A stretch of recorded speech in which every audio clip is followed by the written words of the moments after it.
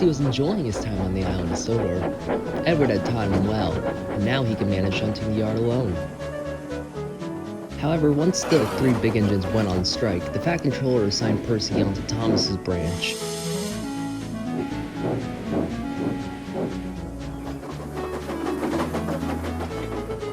One day, he was waiting patiently for his new driver to arrive. He was surprised to see him carrying two lamps towards him. Why do we need those? It's bright outside. His crew chuckled. We need these to let the signal know where we're headed. We need to head off now, though. The Fat Controller is waiting for us at the big station.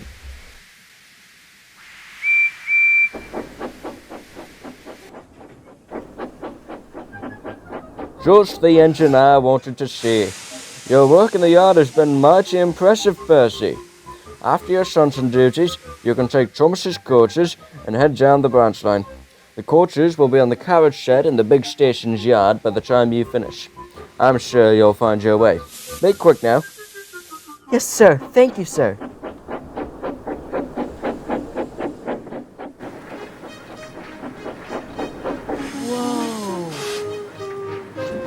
He arrived at the yard of the big station. He was speechless. My train. Percy looked around amazed at all the machinery, old and new faces all around. As he trundled around, he got more and more excited. He'd never been to this part of the big station before.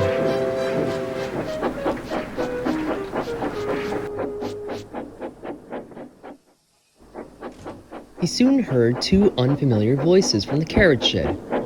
He crept up next to it. It's nice to have a little change. Let's hope the new engine doesn't boast as much as James. Percy wasn't really listening. He was just thinking about how he could trick the coaches.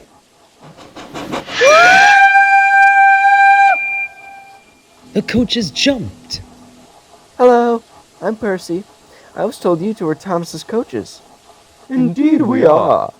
I'm Maddie, and she is Clarabelle, said the coaches admiringly. Great, let's go then.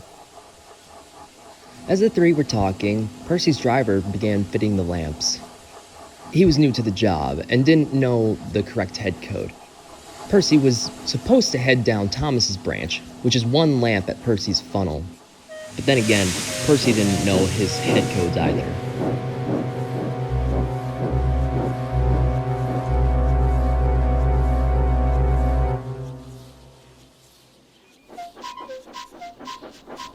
As they went along the line, the three started singing songs together like old friends. Such a lively little engine. Such a lively little engine.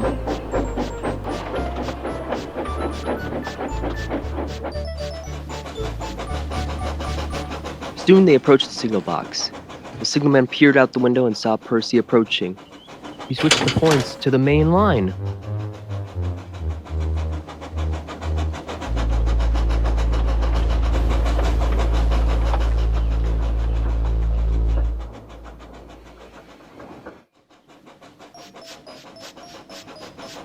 Soon enough, they started to notice. Hey, is this Thomas's branch line? I'm not so sure. We should have passed the station by now. Well, we'll just stop the train when we get to the siding.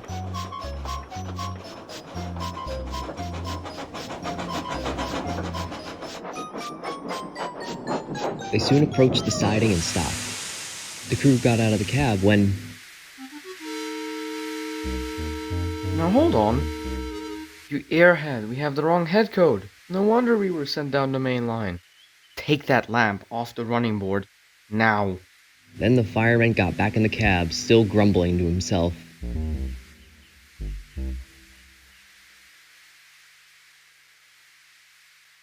Then they reversed back to the siding.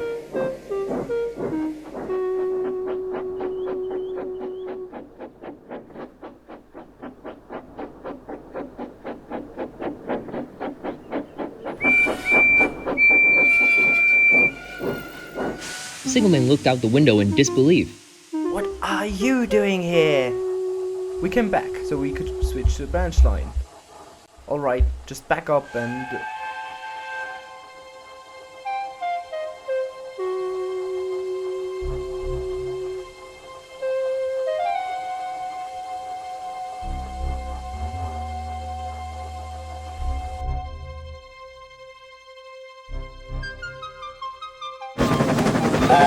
Percy, move out of the way! I'll switch to points, quick!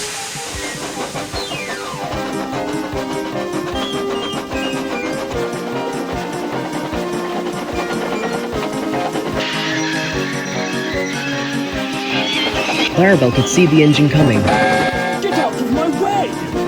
Faster, faster! I'm trying! Now!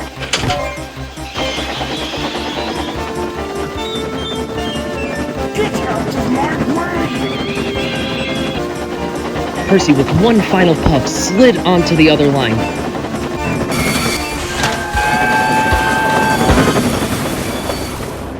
Stupid little Bernstein engine! What are you playing at? Everything okay back there, Clarabelle? Clarabelle was lost for words. She could only sigh in relief. The driver recollected himself. I hate to ruin the mood, but we need to get moving. Percy, Annie, and Clarabelle shot a look. Who was the one who drove the engine? Alright, that's enough. Look, we are all exhausted from the day's events. Let's just ditch the sour mood and try to give our passengers a smoother ride than we did now. Understood? Thought so. Alright then, off we go. The others agreed, and they started off.